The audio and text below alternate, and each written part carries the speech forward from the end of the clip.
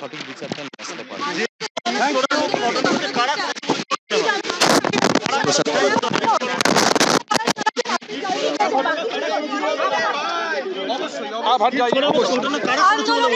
যারা এই গণ আন্দোলনকে স্তব্ধ করে দিতে চায়, আমি বলতে পারবো না, এটা পুলিশ প্রশাসন বুঝবে।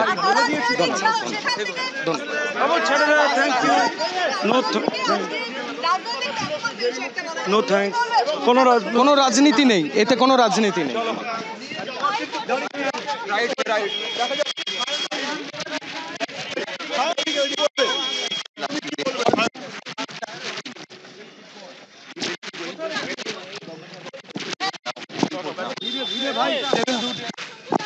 We will do our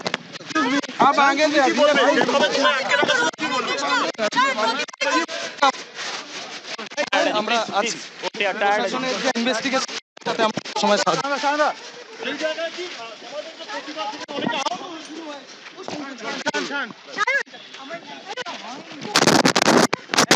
তার কারণ তিনি যেভাবে আমার পরিবারের পাশে দাঁড়িয়েছেন এবং আমার পাশে দাঁড়িয়েছেন, আমি চিরকৃতজ্ঞ তার কাছে থাকবো।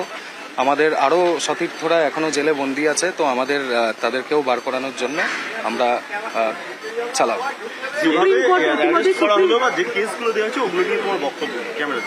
দেখুন, আমরা শান্তিপূর্ণভাবে এই গণ আন্দোলনকে চালিয়েছিলাম, তো শান্তিপূর্ণভাবেই এই আন্দোলন শেষ হয়েছে। কিন্তু তারপরেও যেহেতু আমরা সরকার পক্ষের বিরুদ্ধে নেমেছিলাম, তাই বিভিন্ন দমনপীড়নমূলক নীতি আমাদের ওপর চাপানো হয়েছে। কিন্তু তারপরেও মহামান্য হাইকোর্ট যে রায় দিয়েছে সেটি আমাদের পক্ষে দেওয়ার জন্য আমি চিরকৃতজ্ঞ। আমরা দেখেছিলাম যে পাথর মারার মতন ঘটনা ঘটেছিল, সেক্ষেত্রে খুব দুর্ভাগ্যজনক, অভিযোগ উঠেছিল, খুব দুর্ভাগ্যজনক, খুব দুর্ভাগ্যজনক। এবং পুলিশ প্রশাসন তাদেরকে, যারা এই শান্তিপূর্ণ আন্দোলনকে অশান্তির পরিবেশ একটা তৈরি করার জন্য চেষ্টা করছিল, তো তাদেরকে পুলিশ প্রশাসন অবিলম্বে তাদেরকে এখানটায় সামনে নিয়ে আসুক এবং আমাদের যে আন্দোলনকে কালিমালিপ্ত করার জন্য তারা চেষ্টা করেছিল সেটিও আপনাদের মাধ্যমে যেন জনগণের সামনে প্রকাশ করে। রাজ্য সরকার বেল ক্যান্সেলেশনের জন্য কলকাতা হাইকোর্টের গতকালকের যে অর্ডার, সেটার জন্য একটা ফাইলিং করা হয়েছে রাজ্য সরকারের তরফ থেকে, সেটা নিয়ে আমি এই বিষয়ে কোনো কিছু এখনো জানি না। অবশ্যই জারি থাকবে। আমরা যেই লড়াই শুরু করেছিলাম সেটার 27শে আগস্ট একটা সার্থকতা পেয়েছি, কিন্তু আমরা সফলতা পাইনি। সফলতা সেই দিন পাবো যেই দিন আমরা দিদিভাইয়ের জন্য সঠিক বিচারটা নিয়ে আসতে পারবো। সঠিক বিচারটা নিয়ে আসতে পারবো।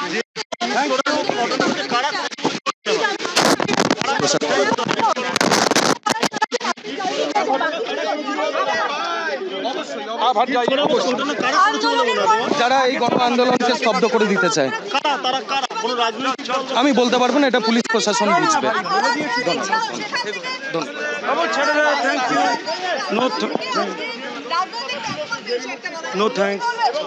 কোনো রাজনীতি নেই, এতে কোনো রাজনীতি নেই।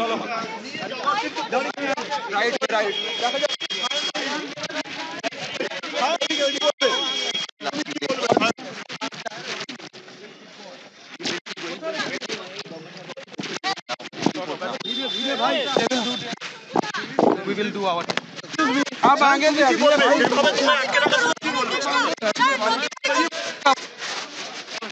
আমরা আছি প্রশাসনের যে ইনভেস্টিগেশন তাতে আমরা সময় সাহায্য।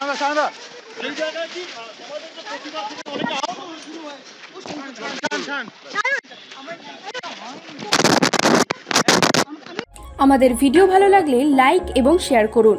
কমেন্ট সেকশনে গিয়ে জানান আপনাদের মতামত। আরও ভিডিও পেতে আমাদের চ্যানেল সাবস্ক্রাইব করুন এবং প্রতি মুহূর্তে খবরের আপডেট পেতে প্রেস করুন বেল আইকন।